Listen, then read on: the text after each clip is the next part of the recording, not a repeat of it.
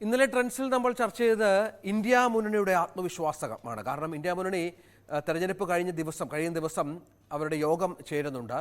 ചില മേഖലകളിൽ ഇപ്പോൾ DMK ഒക്കെ ഇന്ത്യ മുന്നണി അധികാരത്തിൽ വന്നാൽ തങ്ങളുടെ മന്ത്രിമാരാരായിരിക്കണം എന്ന കാര്യത്തിൽ ചില തീരുമാനങ്ങളിലേക്ക് കടക്കുന്നു എന്ന വിവരങ്ങൾ പുറത്തു വരുന്നു. ഉപപ്രധാനമന്ത്രി സ്ഥാനത്തേക്ക് പോലും ചർച്ചകൾ പല പാർട്ടികൾ നടത്തുന്നു എന്ന വിവരങ്ങൾ പുറത്തു വരുന്നുണ്ട്.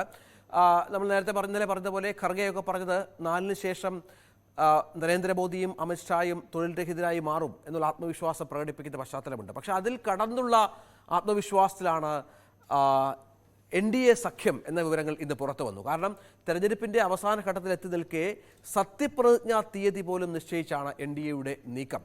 നമുക്കറിയാം, ഡൽഹിയിലെ പ്രധാന സ്ഥലമായ കർത്തവ്യ പഥിൽ വെച്ചാവും സത്യപ്രതിജ്ഞ എന്ന് NDA തീരുമാനിച്ചു എന്ന വിവരങ്ങളാണ് ഈ ഘട്ടത്തിൽ പുറത്തു വരുന്നത്. അതും 9-ം തീയതിയാണ് സത്യപ്രതിജ്ഞ നിശ്ചയിച്ചിരിക്കുന്നത്.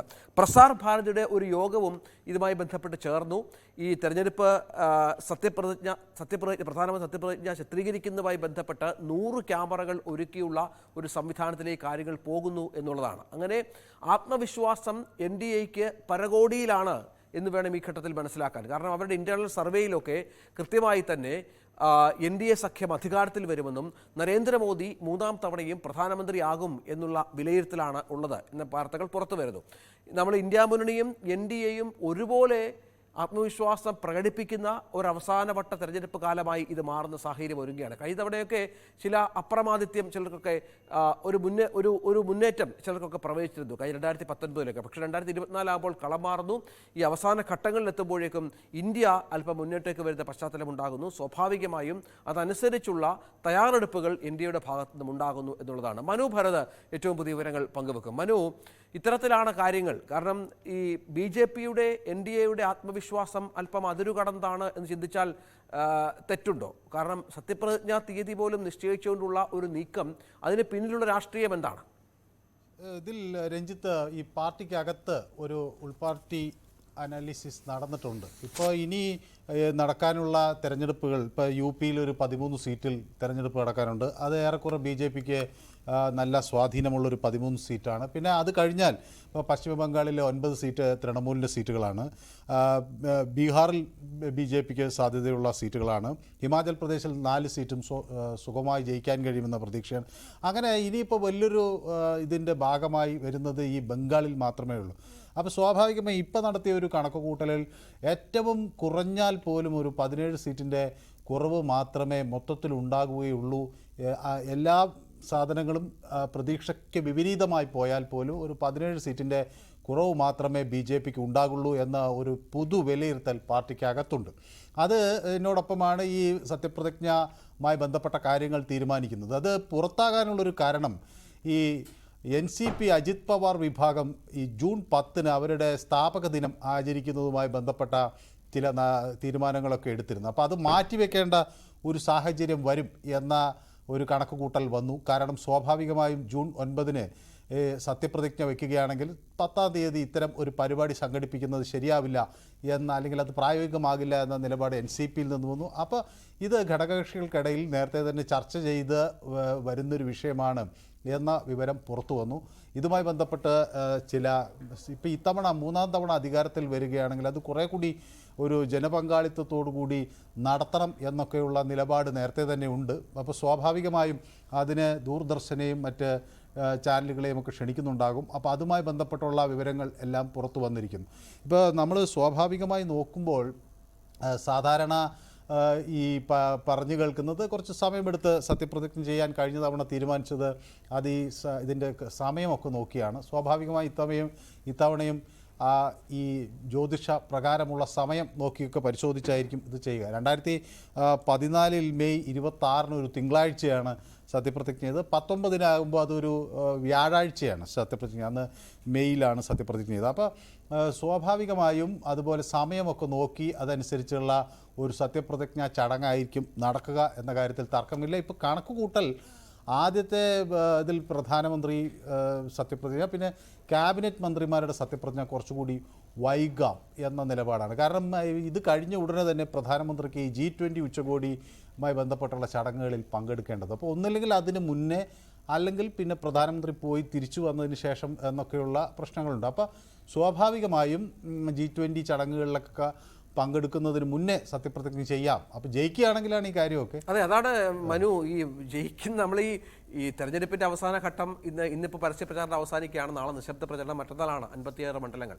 അവിടെയാണ് ഞാൻ നേരത്തെ പറഞ്ഞ പോലെ ഇന്ത്യ INDA സഖ്യത്തിന്റെ വലിയ ആത്മവിശ്വാസം വരുന്നു.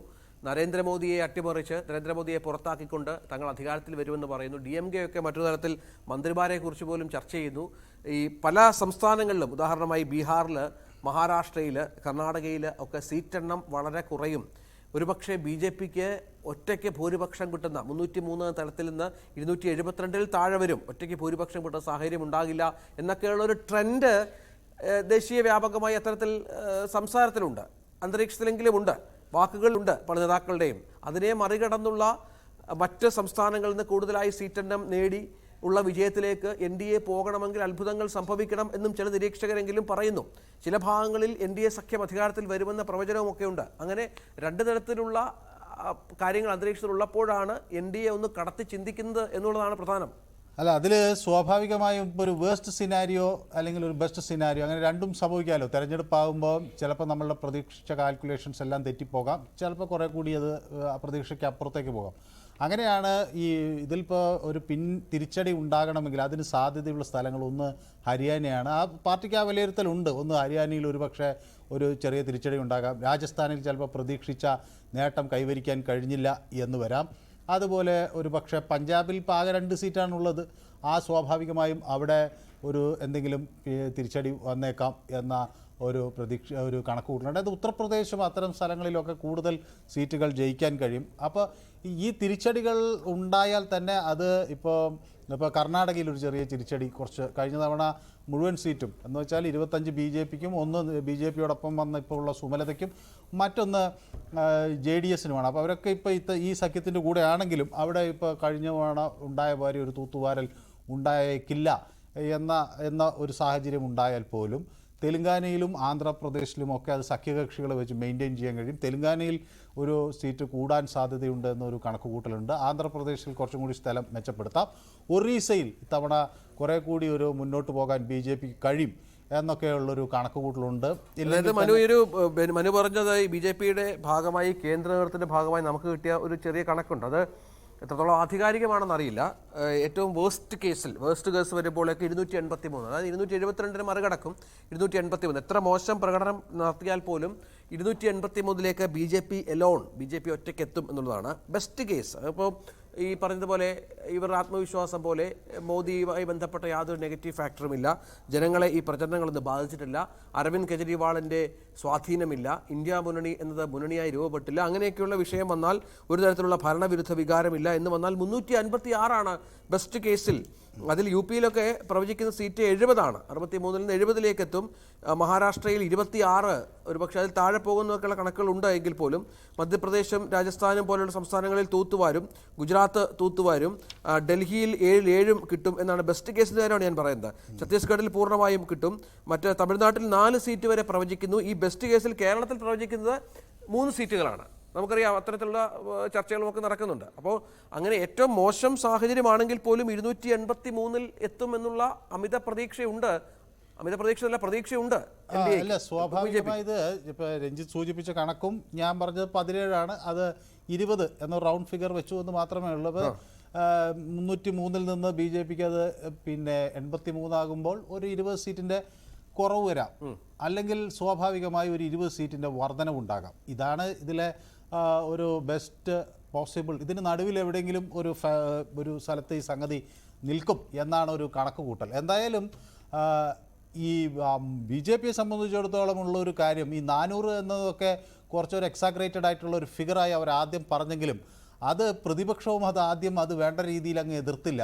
400ലേക്ക് എന്നൊക്കെ പറഞ്ഞ് ഉള്ള ഈ പ്രഖ്യാപനത്തെ അവരും അതേപോലെ അംഗീകരിക്കുന്ന തരത്തിലുണ്ട്. അപ്പോൾ ഒരു തെരഞ്ഞെടുപ്പ് ഏതാണ്ട് പകുതി കഴിഞ്ഞപ്പോഴാണ് അങ്ങനെയൊന്നും സാധിക്കില്ല എന്ന തരത്തിൽ അവരൊരു പ്രചരണം തുടങ്ങിയത്. മാത്രമല്ല ഈ റാലികളിലൊക്കെ കൂടുതൽ ശ്രദ്ധ കേന്ദ്രീകരിക്കുകയും വലിയ ജനപങ്കാളിത്തം, പ്രത്യേകിച്ച് ഈ മറ്റ് മുന്നണി, അതായത് ഘടകകക്ഷികളുടെ ഭാഗത്ത് നിന്ന്. ഇപ്പം നമ്മൾ ഉത്തർപ്രദേശിലെ റാലിയിലൊക്കെ നോക്കിയാൽ അവിടെ സൈക്കിൾ ചിഹ്നമാണ് രാഹുൽ ഗാന്ധിയെ സ്വീകരിക്കാൻ കൂടുതൽ എത്തുന്നത്. കോൺഗ്രസ് അവിടെ പൂർണ്ണമായി ഏറെക്കുറെ പരാജയപ്പെട്ടു. അപ്പോൾ ആ കോൺഗ്രസിന് ഇനി യു പിയിലോ ഒന്നും ഒരു മറിമായും കാണിക്കാൻ കഴിയില്ല എന്നുള്ളൊരു ഒരു കണക്കുകൂട്ടൽ തന്നെയാണ് ബി ജെ പിക്കുള്ളത്.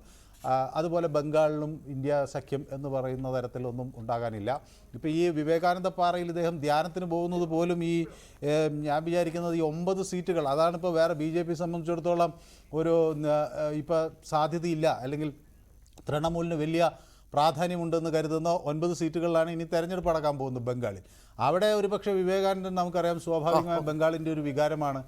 അദ്ദേഹത്തിന് ഇന്നും ആ ഒരു റെസ്പെക്റ്റ് ബംഗാളി പോപ്പുലേഷനുണ്ട്, പ്രത്യേകിച്ച് ഈ കൽക്കട്ടയിലുണ്ട്. അപ്പോൾ ഈ നഗരപ്രദേശങ്ങൾ ഇപ്പോൾ കൽക്കട്ട സിറ്റിക്കകത്തുള്ള ദുംദം തൊട്ടടുത്ത പ്രാന്തപ്രദേശങ്ങൾ ഇവിടെയൊക്കെ അതൊരു ഇമ്പാക്റ്റ് ഉണ്ടാക്കും എന്ന് വേണമെങ്കിൽ കരുതാം. ഒരുപക്ഷെ അതൊക്കെ കൊണ്ടായിരിക്കാം അദ്ദേഹം അത് തിരഞ്ഞെടുത്തിട്ടുള്ളത്.